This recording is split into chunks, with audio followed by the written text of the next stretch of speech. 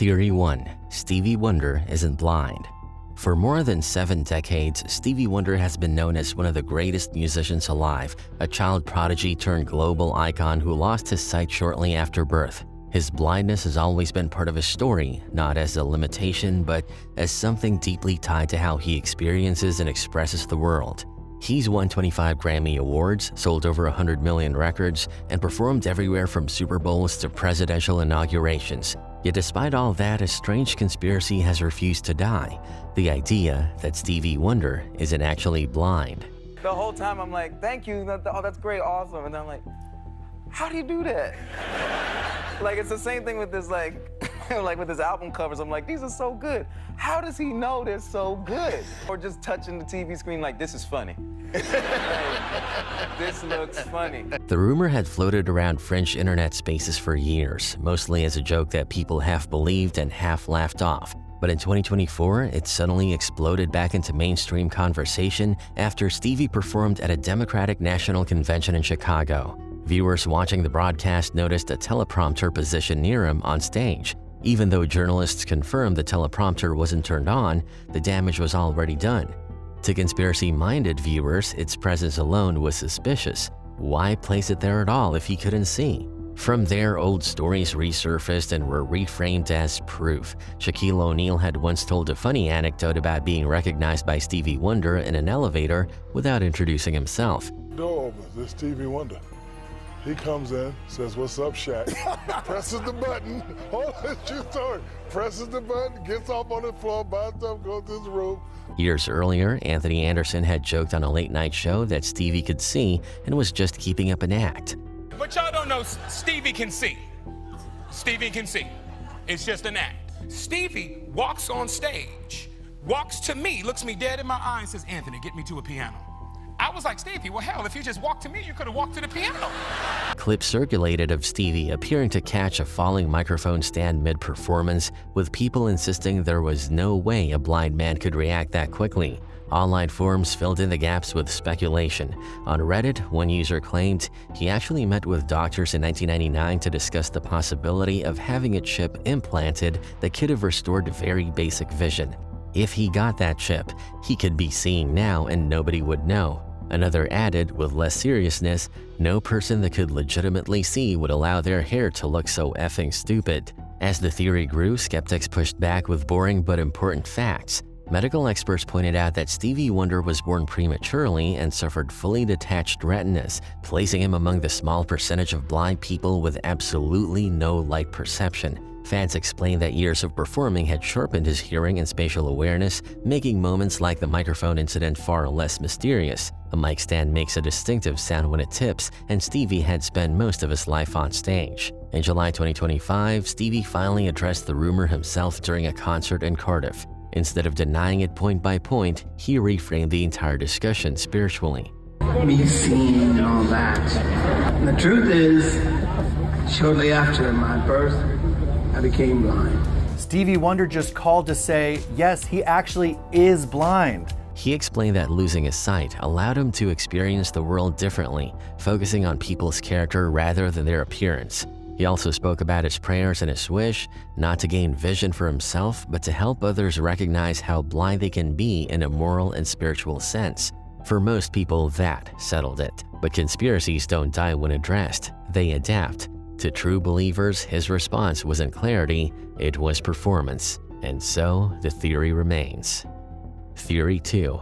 Ciara is a man. In late 2004, Ciara burst onto the music scene with the kind of debut most artists only dream of. Goodies climbed the charts fast, her image was everywhere, and she quickly became one of the most talked about new stars in pop and R&B. But almost immediately, something strange followed her rise, a rumor questioning her gender. The theory appeared in multiple forms. Some claimed Ciara had been born male and transitioned later in life. Others said she was intersex and surgically corrected as a child. The most persistent version insisted she had gone on the Oprah Winfrey Show and openly discussed her transition. None of that was true. Ciara has never appeared on Oprah, and she had never made any such statements, but facts didn't slow the rumor down. There's one thing about me being a man or something like that before I was, something when I was born, I got a change, Really? a hermaphrodite or something like that, and they said that I went on Oprah. What made this conspiracy especially interesting was how it started. Researchers later traced its roots to an unrelated Irish woman named Ciara who had maintained a blog in the late 1990s about her own gender transition. The blog stopped updating around 2000 and was eventually abandoned. But when Ciara, the singer, became famous in 2004, early Google searches for Ciara Man or similar phrases often pulled up this old blog. People assumed they stumbled onto hidden proof, not realizing they were reading about a completely different person. By early 2005, the rumor had escaped search engines and moved into inboxes. Chain emails spread rapidly, including one that falsely claimed to be a news report from All Hip Hop. It alleged that Ciara had gone on 106 & Park and publicly identified as gay or transgender. None of it was real, but the email was written convincingly enough that many accepted it without question. Years later, Reddit users continued to defend the theory with little more than vibes and guesswork. One wrote, "I personally believe she was a man, but what I think means absolutely nothing though, as I do not have proof." Another added, "Without makeup, she does have manly-like features in her face." Some even dragged other celebrities into it, comparing Ciara to unrelated figures and building elaborate narratives with no connection to reality. Eventually, a meta-conspiracy formed suggesting that powerful industry figures, sometimes even Beyoncé's team, had planted the rumor to sabotage Ciara's career. There was never any evidence for this, but it added another layer of intrigue for people already invested. Ciara eventually addressed the rumors directly, describing them as bizarre and frustrating. She explained that she had never gone on Oprah and never said any of the things being attributed to her. You know, if I was on Oprah, it takes a while before that happens for somebody going to Oprah. You know what I mean? That's really big. So we know that didn't happen. If you can find it, though, I'll give you $100 grand and fly you around the world and do everything for you. But like most internet myths, the rumor proved immune to denial. Every few years, it resurfaces under a new comment section, attached to a new photo, repeating the same recycled claims. Theory 3. O.J. Simpson is Khloé Kardashian's real father. This conspiracy started with something real. Kris Jenner admitted she had an affair. In her 2011 memoir, she revealed that while married to Robert Kardashian Sr., she cheated with a younger soccer player named Todd Waterman. The affair happened in 1989 and ultimately contributed to her divorce in 1991. Kris decided the relationship was emotionally intense, almost transformative. I think being really young and dumb is something that plays into it because you don't really understand the consequences of your actions. But the timeline immediately kills one theory. Khloé Kardashian was born in 1984, 5 years before that affair, so Todd Waterman couldn't be her father. That should have ended the speculation, but instead, it redirected it towards someone already deeply connected to the family, O.J. Simpson. Robert Kardashian and O.J. were longtime friends, dating back to college. Their families were close. Nicole Brown Simpson was best friends with Kris Jenner, and Robert famously joined O.J.'s defense team during the 1995 murder trial. The proximity was undeniable, and people noticed something else. Khloé looked different from her siblings. She was taller, her facial features stood out, and her complexion didn't quite match the others. For conspiracy-minded observers, that difference needed an explanation. Things escalated when Robert Kardashian's second wife, Jan Ashley, claimed that Robert had made a confession after their marriage, stating that Khloé was not his biological child. The internet ran with it. If Robert wasn't her father, then who was? O.J. became the most dramatic and convenient answer. O.J. himself was repeatedly asked about the rumor in later years. His responses were awkward and defensive, but ultimately dismissive. He expressed affection for Robert and insisted Khloé wasn't his. You know the rumor? Yeah, but the rumor ain't true. It's not even nowhere close to being true. Still, conspiracy culture thrives on tone more than content. To believers, the fact that he addressed it multiple times only made it more suspicious. Reddit discussions dissected every angle. One camp argued that if the rumor were false, it would have died years ago. Another pointed out that no DNA test had ever been released publicly. Others believe the family's decision to joke about it on the Kardashians was either brilliant deflection or accidental honesty. Khloé herself has mostly treated the rumor as background noise. She's joked about it on the show, laughed along with her sisters, and continued living her life without addressing it seriously. OJ's death in 2024 effectively closed the door on any definitive answers, and no DNA evidence has ever surfaced. Theory 4. Sia is locked in Beyoncé's basement.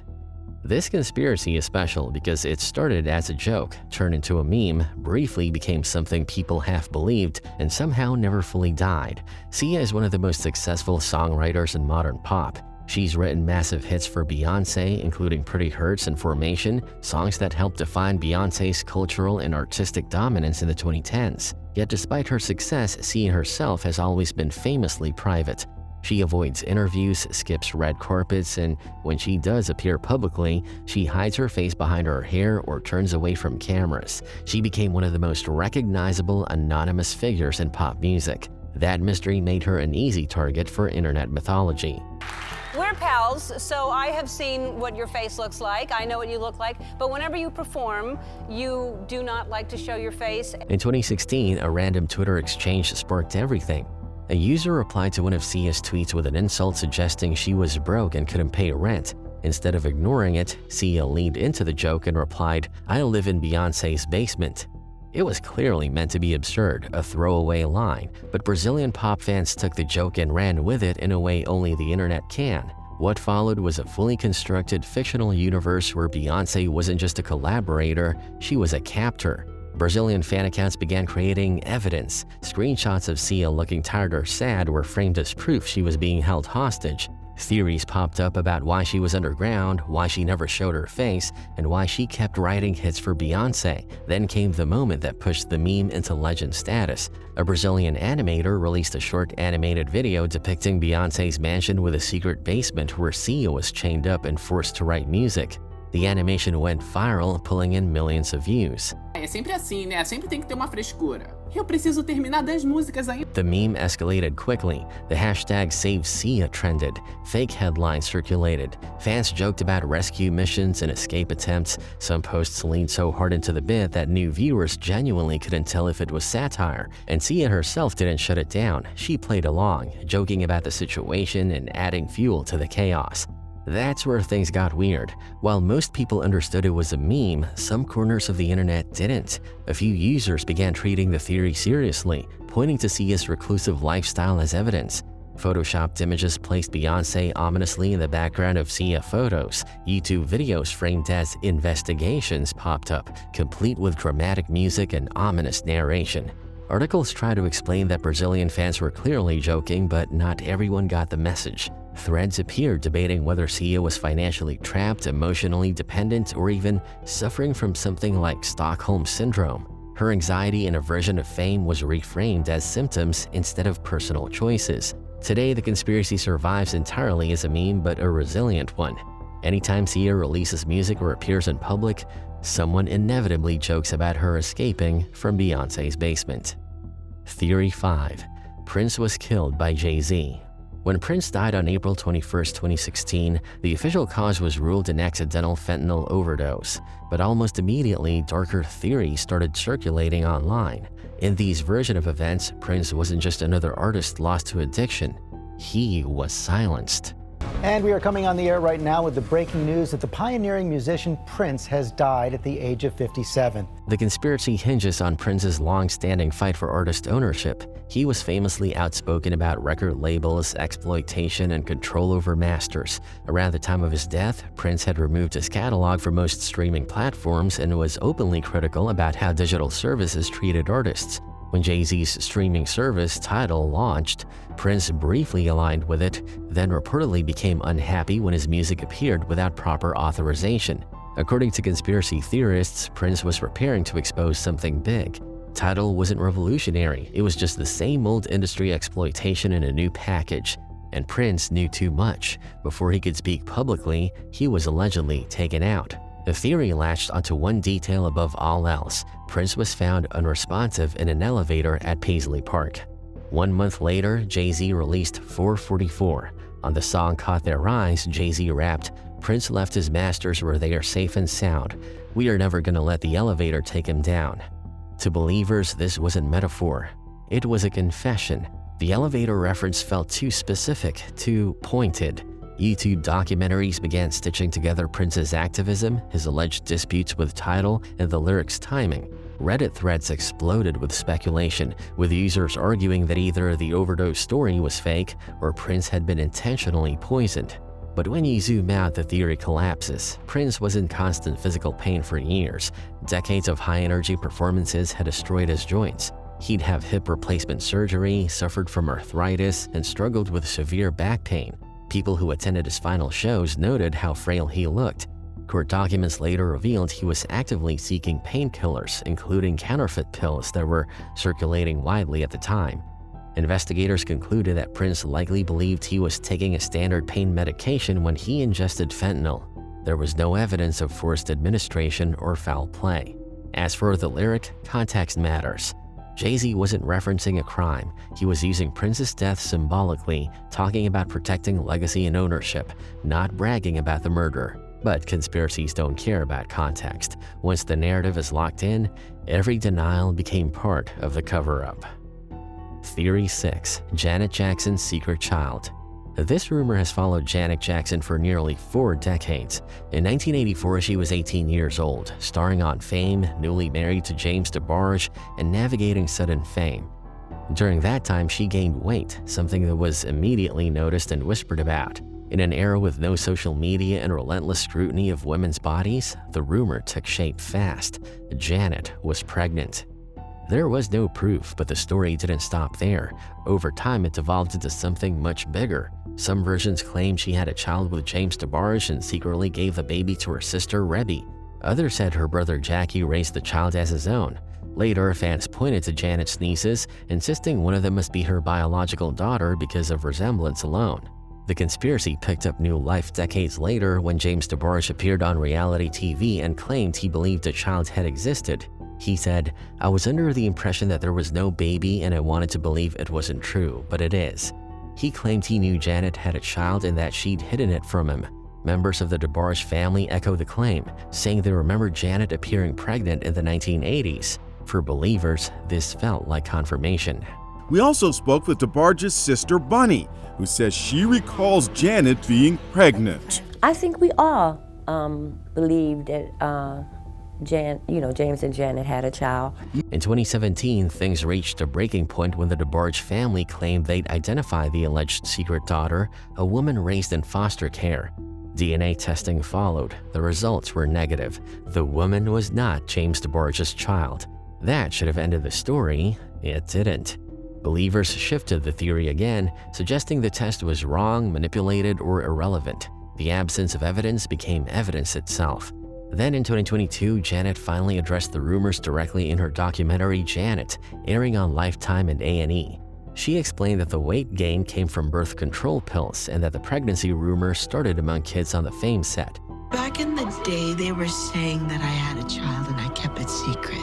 Started taking birth control pills, and back then, you could pick up weight taking them, and that's what happened to me.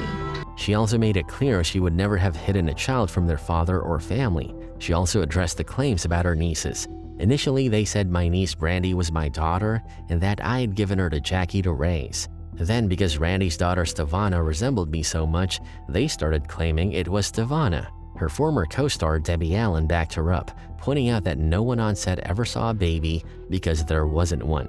Still, the theory survives. Some people argue her private nature is suspicious. Others note that she didn't have her first publicly acknowledged child until 2017.